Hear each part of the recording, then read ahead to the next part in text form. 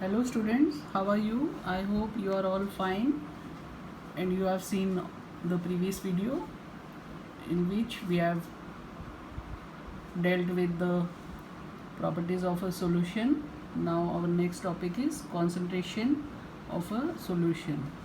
Now how much amount of solute is present in a given amount of solution? It is given by the term concentration of a solution. Okay, so it is the amount of solute dissolved in a given mass or volume of solvent. So this can be stated in two different ways. This is the formula for finding the concentration of a solution: amount of solute divided by amount of solvent, or amount of solute divided by amount of solution. Now two different ways of finding the concentration of a solution. It is mass by mass percentage of a solution. So here we take mass of solute and mass of solution multiplied by 100, so we get the percentage. This is mass by mass percentage, and here mass by volume percentage of a solution. Here we take mass of solute per volume of solution. So this gives us mass by volume percentage of a solution. So this is the formula for finding the concentration of a solution. Let's go ahead. Saturated solution. You might be familiar with this term, saturated solution. Now at any particular temperature, a solution that has dissolved as much solute as it is capable of dissolving is said to be a saturated solution. It means that it is the solution in which no more of the solute can be dissolved, because it already contains the maximum amount of solute which can be dissolved in it, and it depends on the temperature. The amount of solute contained in the saturated solution at a given temperature is called it solubility. So whatever amount, the maximum amount is present in it, so the amount of solute which is present in the saturated solution is known as its solubility. Then if the amount of solute contained in the solution is less than the saturation level, it is called an unsaturated solution. Okay, if it contains less than the saturation value, then it is known as the unsaturated solution. These are some important terms. Then suspension. Next type of mixture is a suspension. This is chalk powder in water. So this does not dissolve completely, but it remains suspended. The solute particles remain suspended in the solvent. So it is a non-homogeneous system in which the solids are dispersed in liquids. They are called suspension. Okay? A suspension is a heterogeneous mixture in which the solute particles do not dissolve but remain suspended throughout the bulk of the medium. Right? So they remain suspended. Example are flour in water and chalk powder in water.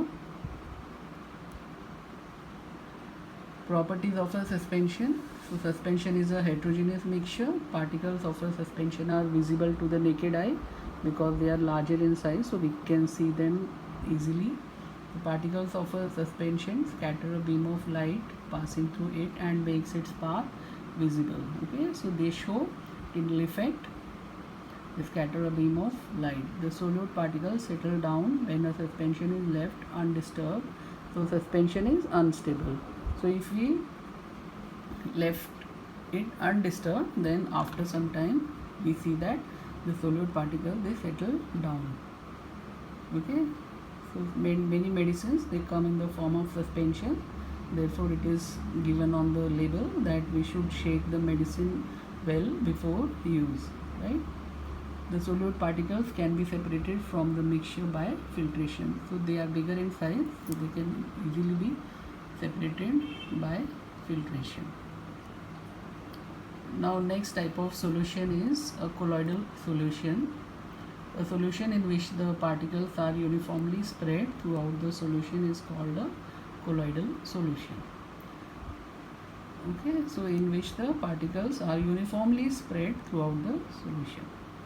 Then, due to relatively smaller particle size compared to that of a suspension, the mixture appears to be homogeneous. Here the particles are spread throughout and it appears to be a homogeneous mixture, like milk. Milk, we see it as a solution, a homogeneous solution, but actually it is a colloid. Colloidal particles cannot be seen with naked eyes, but they can easily scatter a beam of light. They are smaller in size, they cannot be seen, but they can scatter a beam of light. They are capable of showing Tyndall effect. So, what is meant by Tyndall effect? The scattering of a beam of light by colloidal particles is called Tyndall effect. Okay, so we are going to see some examples. You might have observed this phenomena. So it is observed when light passes through a canopy of a forest. So through the trees, you can see the light coming from here because it is scattered by the mist particles or the dust particles which are present in the air, water vapor present in the air. So it scatters the light. So we can see this effect in a forest. Now from a dark room also, if some holes are there, a beam of light enters the room, so it also gets scattered by the dust particles or the smoke particles present in the room. Next, the different phases of a colloidal solution.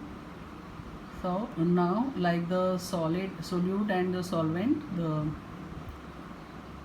colloidal solution contains two different phases, dispersed phase and dispersion medium. Dispersed phase is just like the solute,